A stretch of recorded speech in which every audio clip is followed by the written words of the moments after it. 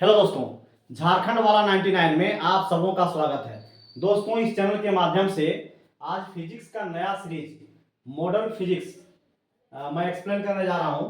तो इसमें बहुत सारे टॉपिक हैं, तो सभी टॉपिक पर वन बाय वन वीडियो मैं बनाऊंगा। तो सबसे पहले एटम के बारे में समझेंगे और मैं बता दूं, इससे पहले थर्मोडायनेमिक से रिलेटेड जितने भी कॉन्सेप्ट हैं सभी कॉन्सेप्ट को अच्छी तरह से मैंने एक्सप्लेन किया है। आप झारखंड वाला 99 में जाकर देख सकते हैं। उसमें टोटल 11 वीडियो हैं जिसमें कुछ कॉन्सेप्ट हैं और एमसीक्यू क्वेश्चन, तो वहां जाकर आप पढ़ सकते हैं। तो देखिए, एटम के बारे में पहले समझेंगे। कुछ बेसिक कॉन्सेप्ट है, जैसे एटम के बारे में पहले भी आप पढ़ चुके हैं, क्लास 11 केमिस्ट्री में भी पढ़े होंगे और ये फिजिक्स का भी टॉपिक है। तो क्लास 9th में भी कुछ बेसिक आप पढ़े हैं केमिस्ट्री में। तो देखिए, एटम के बारे में समझेंगे। Atom is the basic unit of matter. Atom के बारे में क्या क्या जानते हैं, देखिए, कोई भी matter, all matter are made up by atom. जितने भी मैटर हैं ये क्या है, तो एटम से ही, एटम के मिलने से ही बने हैं। एटम जो है ये फंडामेंटल यूनिट है किसी भी मैटर का। और एटम को एटम जो है वो डिविजिबल भी है। एटम को 3 पार्ट में डिवाइड कर सकते हैं, इलेक्ट्रॉन, प्रोटॉन और न्यूट्रॉन। ऐसे और सारे पार्ट में डिवाइड कर सकते हैं, लेकिन बेसिक जो है वो 3 पार्ट में डिवाइड कर सकते हैं, इलेक्ट्रॉन, प्रोटॉन और न्यूट्रॉन। इलेक्ट्रॉन पर कैसा चार्ज है, तो नेगेटिव चार्ज है। प्रोटॉन पर कैसा चार्ज है, तो पॉजिटिव है। और ये क्या है, तो ये है चार्ज लेस, इस पर किसी भी तरह का चार्ज नहीं है। तो ये जो है एटम के बारे में कुछ फंडामेंटल कॉन्सेप्ट हो गया। आप देखिए, यहां पे दिया गया है और इसमें क्या है, तो जितने भी एटम्स हैं सभी एटम में क्या होते हैं, तो एटम में न्यूक्लियस होता है और न्यूक्लियस के चारों ओर इलेक्ट्रॉन मूव करते हैं। न्यूक्लियस में क्या होता है, प्रोटॉन प्लस न्यूट्रॉन। ये कहां पे होता है, न्यूक्लियस में। और एटम का मास जो है, ये सभी सारे मास जो है वो न्यूक्लियस में ही एग्जिस्ट करता है। मतलब पूरे एटम का मास जो है प्रोटॉन और न्यूट्रॉन के कारण ही है। इलेक्ट्रॉन इसके चारों ओर रिवॉल्व करते हैं। इलेक्ट्रॉन सेल और सबसेल में बटे हुए हैं, ये आप पढ़े हैं। अब देखिए, यहाँ पे एक बात, एक कॉन्सेप्ट है कि कोई भी एटम का जो सारा मास है ये न्यूक्लियस में ही क्यों एग्जिस्ट करता है, इसका क्या कारण है, तो इसका भी कारण है। देखिए, प्रोटॉन और न्यूट्रॉन जो है इसका मास, प्रोटॉन और न्यूट्रॉन का मास, यदि एक प्रोटॉन की मास हम कंपेयर करें तो एक प्रोटॉन का मास जो है वो 1000 इलेक्ट्रॉन के मास के बराबर है। मतलब कहने का मीनिंग क्या हुआ कि इलेक्ट्रॉन का मास प्रोटॉन के मास से कंपेयर में नेग्लिजिबल है। इसीलिए इलेक्ट्रॉन का मास को हम क्या मानते हैं, नेग्लिजिबल। इलेक्ट्रॉन का मास को क्या मानते हैं, नेग्लिजिबल। तो जो भी मास है, जो भी किसी भी एटम का जो मास होता है प्रोटॉन और न्यूट्रॉन के कारण ही होता है। तो ये बात हो गई। मतलब सारा मास जो है वो कहां पे एग्जिस्ट करेंगे, किसी भी एटम का न्यूक्लियस में। तो ये इसको आप याद रखेंगे, क्यों करेंगे, ये समझ में आ गया। अब देखिए, रेडियस ऑफ एटम, किसी भी एटम का रेडियस कितना होता है, 10 का पावर माइनस 10 मीटर। ये किसका है, तो रेडियस ऑफ एटम है, रेडियस ऑफ एटम। और न्यूक्लियस का रेडियस कितना है, 10 का पावर माइनस 15 मीटर। अब दोस्तों दोनों में कंपेयर कीजिए, दोनों के बीच का डिफरेंस कितना है, तो 10 का पावर 5 मीटर का डिफरेंस है। मतलब 1 लाख, इसको हम ऐसे बोल सकते हैं 1 10,000 10,000 लाख, 1 10 100,000 10,000 लाख। 1 लाख का डिफरेंस है, 1 लाख का डिफरेंस है। हालांकि ये बहुत माइक्रोस्कोपिक है, लेकिन इसको अधिक बड़े पैमाने पर सोचें तो बताइए कि ये कितना अधिक डिफरेंस है। मान लीजिए कि एटम का जो रेडियस है ये 1 सेंटीमीटर है। एटम का रेडियस कितना है, 1 सेंटीमीटर। तो न्यूक्लियस का रेडियस कितना हो जाएगा, सॉरी, न्यूक्लियस का रेडियस मान लीजिए 1 सेंटीमीटर है, तो एटम का रेडियस कितना हो जाएगा, 1 लाख सेंटीमीटर। 1 10 100,000 10,000 लाख, 1 लाख सेंटीमीटर। तो ये कितना डिफरेंस है, इसको समझ सकते हैं। चलिए, तो कोई बात नहीं है, इसको याद रखेंगे। मतलब ये बहुत अधिक डिफरेंस है, बहुत अधिक डिफरेंस है। ये देखने से बहुत कम लग रहा है क्योंकि ये माइक्रोस्कोपिक लेवल पर बात कर रहे हैं, लेकिन एक्चुअल में ये बहुत ही अधिक, दोनों के बीच का जो डिफरेंस है ये बहुत अधिक है। अब देखिए आगे, यहाँ पे कुछ डाटा दिया गया है जिसको आप याद कर लेंगे और डायरेक्टली क्वेश्चन कंपटीशन में यहाँ से पूछे भी जाते हैं। जैसे डिस्कवर इलेक्ट्रॉन का डिस्कवर कौन किए? जे जे थॉमसन। प्रोटॉन का डिस्कवर कौन किए? तो रदरफोर्ड। न्यूट्रॉन का जेम्स चैडविक। और यहाँ पे ईयर दिया गया है 1897 में, 1919 में और 1932 में। तो ये सब याद रखेंगे। कुछ शॉर्टकट ट्रिक है, जैसे मान लीजिए इलेक्ट्रॉन का रिसर्च कौन किए? जे जे थॉमसन। इलेक्ट्रॉन का रिसर्च जे जे थॉमसन। तो इसको सिंपल आप ऐसे याद रखेंगे, ई जे, यहां से याद रहेगा। ई का मतलब इलेक्ट्रॉन, जे का मतलब जे जे थॉमसन। तो ऐसे आप याद कर सकते हैं। ये आपके ऊपर निर्भर करता है, आपको कैसे आसान होगा याद करने में। अब देखिए प्रोटॉन का रिसर्च क्या कौन किए? रदरफोर्ड। तो पी आर मतलब प्रोटॉन, आर का मतलब रदरफोर्ड। अब देखिए न्यूट्रॉन का रिसर्च कौन किए? James Chadwick. तो यहाँ भी जे है, तो क्या करेंगे? एन जे सी, मतलब एन जे सी याद रखेंगे। न्यूट्रॉन का आविष्कार कौन किए? James Chadwick. तो मैं समझता हूं कि ऐसे आपको ज्यादा इजी होगा, क्योंकि मैं जहां तक अपनी बात करूं तो मुझे इस तरह से बहुत जल्दी याद हुआ और ये मैं भूलता नहीं हूं। ई जे, पी आर और एन जे सी। तो जैसे आपको सुविधा होगी ऐसे आप याद कर सकते हैं, इसमें कोई दिक्कत नहीं है। अब देखिए, अब इसमें कुछ और डाटा है। जैसे यहाँ पे दिया गया, देखिए नेचर ऑफ चार्ज। तो इस पर नेगेटिव चार्ज है, किस पर? इलेक्ट्रॉन पर। प्रोटॉन पर पॉजिटिव चार्ज। न्यूट्रॉन क्या है? चार्जलेस है, किसी भी तरह का चार्ज नहीं है। अमाउंट ऑफ चार्ज, तो इस पर कितना चार्ज होता है? किस पर? इलेक्ट्रॉन पर 1.6 10⁻⁻19 कूलम्ब। ये नेगेटिव चार्ज है, इसलिए यहाँ पे नेगेटिव हुआ। ये पॉजिटिव चार्ज है, चार्ज दोनों का सेम है इलेक्ट्रॉन प्रोटॉन का। इसमें पॉजिटिव होगा प्रोटॉन पर और इसमें नेगेटिव, और इस पर किसी भी तरह का चार्ज नहीं है। अब देखिए मास ऑफ इलेक्ट्रॉन कितना है? 9.1 10⁻31 kg। और ये किसका मास है? ये है मास ऑफ प्रोटॉन 1.67 10⁻27। प्रोटॉन और न्यूट्रॉन का मास इक्वल है 1.67 10⁻27 kg। दोनों में कंपेयर कीजिए, ये आपको बहुत बड़ा डिफरेंस पता चलेगा। देखिए मास ऑफ इलेक्ट्रॉन और मास ऑफ प्रोटॉन, ये दोनों के बीच का डिफरेंस कितना है? 1000 टाइम्स। 1000 टाइम्स मतलब प्रोटॉन का जो मास है ये बहुत बड़ा है। किसके मास से? इलेक्ट्रॉन के मास से। इलेक्ट्रॉन के मास से 1000 गुना, इलेक्ट्रॉन के मास से 1000 गुना बड़ा है किसका? प्रोटॉन का मास। तो ये सब कुछ डाटा है जो आप याद रखेंगे। चलिए आगे देखिए दोस्तों, आगे इसमें दिया गया है एटॉमिक मॉडल। तो एटॉमिक मॉडल के बारे में 18th एंड 19th सेंचुरी जो एटम का मॉडल या एटम के बारे में जो रिसर्च शुरू हुआ, ये 18th और 19th सेंचुरी में शुरू हुआ था। इसमें बहुत सारे साइंटिस्ट आए और इसमें वन बाय वन पढ़ेंगे।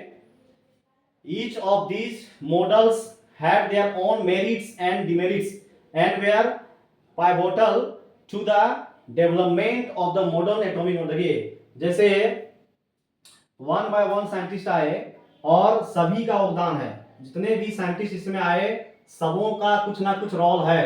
मतलब वन बाय वन रिसर्च होते गया और जो पहले रिसर्च किए, जो बाद में रिसर्च किए, तो पहले से बहुत सारा डाटा जो है वो मिला, और जो पहले से रिसर्च हो गया था उसी के थ्रू से या उसी को स्टडी करके बाद में उस पर और नए नए रिसर्च करते गए। तो देखिए इसमें कौन कौन साइंटिस्ट हैं? जॉन डाल्टन है, जॉन डाल्टन, जे जे थॉमसन, इलेक्ट्रॉन रिसर्च के लिए इनको नोबेल पुरस्कार भी मिला, अर्नेस्ट रदरफोर्ड और नील्स बोर। तो ये चार साइंटिस्ट हैं और चारों का बहुत बड़ा योगदान है। हालांकि कुछ ना कुछ लिमिटेशन सब में रहा है, लेकिन लिमिटेशन रहने के बाद भी जो आगे के जो साइंटिस्ट आए, मतलब इसके बाद जो रिसर्च किए, पहले का डाटा से बहुत हेल्प हुआ। आगे देखिए डाल्टन एटॉमिक थ्योरी ये कब आया? 1808 में आया। डाल्टन एटॉमिक थ्योरी 1808 में आया। तो डाल्टन साहब क्या बोले इसको समझेंगे। डाल्टन साहब को father of first atomic theory भी कहा गया है, father of first atomic theory. तो ये सब बहुत बढ़िया पॉइंट है। The English chemist John Dalton suggested that, देखिए ये कहाँ के थे? तो इंग्लिश केमिस्ट थे। डाल्टन साहब क्या था? English chemist. सजेस्टेड दैट, ये क्या सजेस्ट किए? तो ये बोले कि एटम्स आर इनडिविजिबल और इंडेस्ट्रक्टिबल। एटम जो है ये इनडिविजिबल है, मतलब एटम को हम डिवाइड नहीं कर सकते हैं, एटम को डिवाइड नहीं कर सकते हैं। और ये क्या बोले? तो सेम एलिमेंट के एटम साइज और मास में सेम होते हैं, साइज और मास में सेम होते हैं।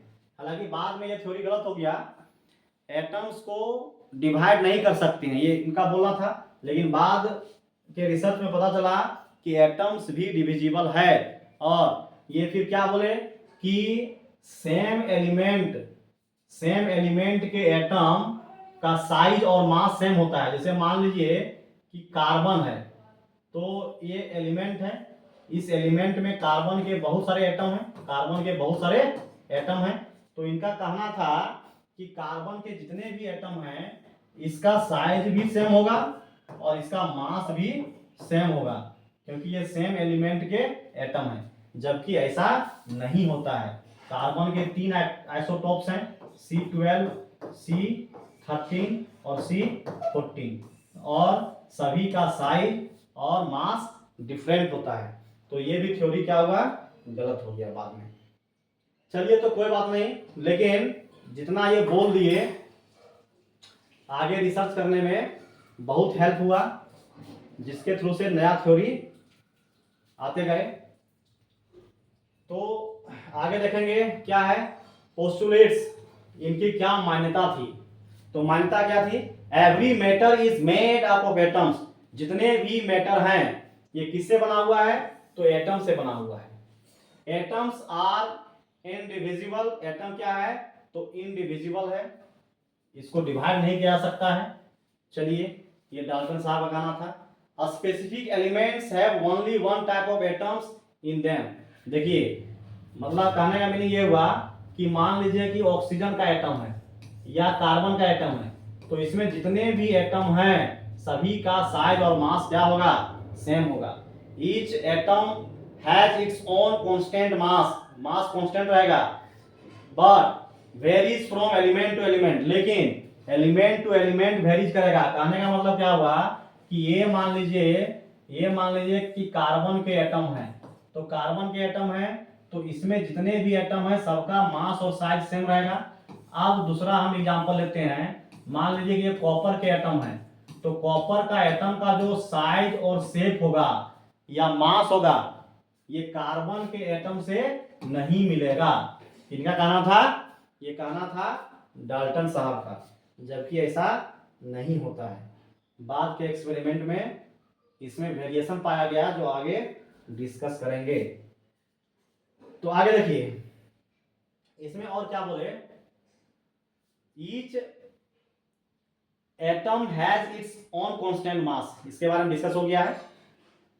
Atoms undergoes rearrangement during a chemical reaction. देखिए ये क्या बोले कि एटम जो है ये केमिकल रिएक्शन में केवल रीअरेंजमेंट होते हैं, रीअरेंजमेंट होते हैं। रीअरेंजमेंट का मतलब क्या हुआ? जैसे मान लीजिए कि सोडियम और क्लोरीन है, तो ये क्या बना लिया? Sodium chloride. क्या बना लिया? Sodium chloride. मतलब यहाँ पे क्या हुआ? यहाँ पे एटम का रीअरेंजमेंट केवल हुआ है, यहाँ पे एटम का रीअरेंजमेंट हुआ है, नया केमिकल बना है लेकिन केवल अरेंजमेंट हुआ है। मतलब सोडियम एटम के साथ क्लोरीन एटम क्या हुआ? ये चिपक गया। इनका कहने का मतलब यही था। तो आगे देखेंगे,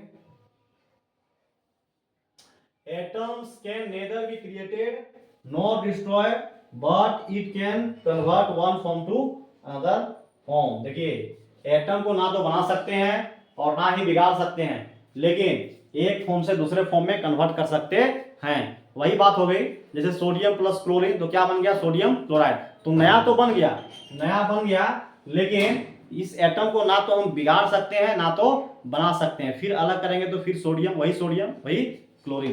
कहने का मतलब कि इसको हम डिस्ट्रॉय नहीं कर सकते हैं। हाँ, इससे हम नया चीज बना सकते हैं। जैसे कार्बन प्लस ऑक्सीजन तो क्या बन गया, कार्बन डाइऑक्साइड, नया चीज बन गया, नया केमिकल बना। लेकिन इसको जब हम अलग करेंगे तो फिर कार्बन और ऑक्सीजन ही मिलेगा। अब देखिए सोडियम क्लोराइड तो सोडियम प्लस क्लोरीन तो क्या बन गया, सोडियम क्लोराइड। तो ये नया बना, लेकिन फिर अभी हम इसको तोड़ेंगे तो फिर सोडियम और क्लोरीन ही बनेगा।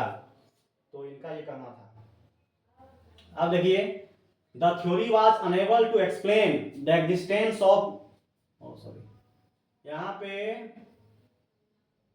जो है ये पोस्टुलेट्स है। ओके, अब देखिए डिमेरिट। अब जो नेक्स्ट है ये पढ़ना है डिमेरिट के बारे में। Demerit of Dalton theory. Dalton theory का क्या डिमेरिट था, देखिए, the theory was unable to explain the existence of isotopes. देखिए, ये आइसोटोप्स के बारे में सही तरीके से एक्सप्लेन नहीं कर पाए। ये इनका क्या था, डिमेरिट था। जैसे कार्बन के 3 आइसोटोप होते हैं, C12, C13 और C14। तो इसके बारे में सही से एक्सप्लेन नहीं कर पाए। वो बोले थे कि सेम एलिमेंट के एटम का साइज, शेप और मास सेम रहेगा, लेकिन ऐसा नहीं होता है। कार्बन के 3 आइसोटोप्स हैं। कार्बन का एलिमेंट में C12, 13, 14 हो सकता है, जिसका शेप, साइज, मास क्या होगा, डिफरेंट होगा। तो आइसोटोप के बारे में सही एक्सप्लेन नहीं कर पाए। आइसोटोप का मतलब क्या होता है, आइसोटोप का मतलब होता है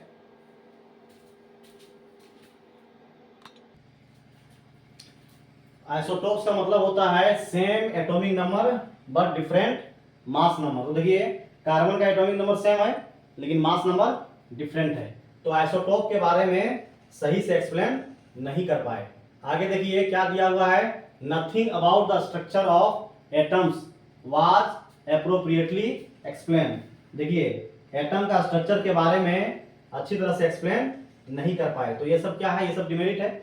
आगे देखिए, later the scientist discover particle inside the atom that prove that atom are divisible. बाद के रिसर्च में पता चला कि एटम जो है वो डिविजिबल है, जबकि डाल्टन साहब क्या बोले थे, एटम इनडिविजिबल है। आगे देखिए, atoms of the same elements may have different masses. देखिए, सेम एलिमेंट का जो मास है, सेम एलिमेंट के जो एटम है उसका मास डिफरेंट हो सकता है। जैसे अभी बहुत सारे एग्जांपल हैं, जैसे कार्बन का ही एग्जांपल हम लें तो कार्बन का जो एटम है, इसके एटम का मास डिफरेंट हो सकता है, क्योंकि कार्बन के 3 आइसोटोप हैं, C12, C13 और C14, जिसका मास अलग अलग होता है। तो ये भी गलत हो गया। आगे देखिए, आगे क्या बोले, atoms of the same elements may have the same masses. देखिए, सेम मास का element, sorry, atoms of the same element के जो एटम हैं may have the same masses, same mass हो सकता है। तो ये सही बात है कि सेम एलिमेंट का मास सेम हो सकता है या सेम एलिमेंट के मास डिफरेंट हो सकता है। सॉरी, ये जो है डाल्टन साहब का कहना था, atoms of the same element may have the same mass, मतलब सेम एलिमेंट के मास सेम रहेंगे, लेकिन बाद के रिसर्च में पता चला कि सेम एलिमेंट के मास सेम नहीं भी हो सकता है, अलग अलग हो सकते हैं। तो ये सब डिमेरिट था डाल्टन का। अब देखिए, substances made up of the same kind of atom may have different property.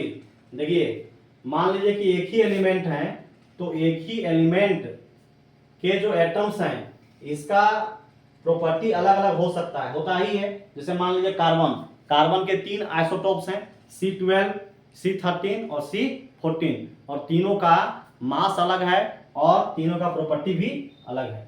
तो ये सब डिमेरिट के कारण जो है डाल्टन्स का एटॉमिक थ्योरी में कुछ त्रुटि पाया गया, जिसके कारण बाद में एक अलग थ्योरी आया, Jones model sorry Thomson model of an atom. तो थॉमसन साहब क्या बोले देखिए, थॉमसन साहब का कहना था, ये इंग्लिश केमिस्ट थे sir Joseph John Thomson, put his model of atom in 1900। देखिए ये थ्योरी कब दिए, ये थ्योरी दिए 1900 में, 1900 में थ्योरी दिए। he was later awarded the Nobel prize, इनको नोबेल प्राइज भी मिला था। क्यों मिला था? इलेक्ट्रॉन रिसर्च करने के लिए। तो ये बहुत इंपॉर्टेंट है। Thomson propose plum pudding model, ये प्लम पुडिंग मॉडल डेवलप किए। ये प्लम पुडिंग मॉडल क्या होता समझिए, जैसे इसको समझ सकते हैं वाटरमेलन का एग्जांपल से बहुत बढ़िया समझ सकते हैं। जैसे वाटरमेलन में क्या होता है, तो सीड होता है। वाटरमेलन में क्या होता है? सीड होता है। तो सीड को ये क्या बोले, सीड को ये इलेक्ट्रॉन मान लिए, मतलब सीड को क्या बोले? इलेक्ट्रॉन। और इसमें जो खाने वाला पार्ट है, रेड पार्ट है, रेड पार्ट को क्या मान लिए? प्रोटॉन। रेड पार्ट को क्या मान लिए? प्रोटॉन। मतलब इनका थ्योरी क्या था? इनका थ्योरी था कि कोई भी एटम जो है ये पॉजिटिवली चार्ज का स्फीयर है और इलेक्ट्रॉन जो है इसके चारों ओर एम्बेडेड है। एम्बेडेड मतलब चारों ओर घिरा हुआ है इलेक्ट्रॉन, और पॉजिटिवली चार्ज के चारों ओर इलेक्ट्रॉन क्या है? घिरा हुआ है। तो वाटरमेलन का एग्जांपल यदि हम लें तो जो रेड पार्ट हो गया ये क्या हो गया? प्रोटॉन हो गया, और इसके चारों ओर क्या घिरा हुआ है? सीड। सीड मतलब इलेक्ट्रॉन। तो इस तरह से डिफाइन किए, और दोनों का मैग्नीट्यूड सेम होता है। एक और इंपॉर्टेंट पॉइंट इसमें क्या है, तो दोनों का मैग्नीट्यूड क्या होता है? सेम होता है। मतलब जितना इलेक्ट्रॉन होगा उतना नंबर ऑफ इलेक्ट्रॉन, यहाँ पे ध्यान देंगे, number of electron is equal to number of proton, ये दोनों सेम रहते हैं। इसीलिए कोई भी एटम इलेक्ट्रिकली न्यूट्रल होता है। तो ये किनका कहना था? ये कहना था थॉमसन साहब का। तो आगे देखिए दोस्तों, चलिए ठीक है। तो नेक्स्ट डे मैं डिस्कस करूंगा रदरफोर्ड एटॉमिक मॉडल। तो दोस्तों आज का वीडियो कैसा लगा कमेंट बॉक्स में जरूर कमेंट करें, और यदि ये वीडियो अच्छा लगे तो लाइक, सब्सक्राइब और दोस्तों के बीच अवश्य शेयर करें।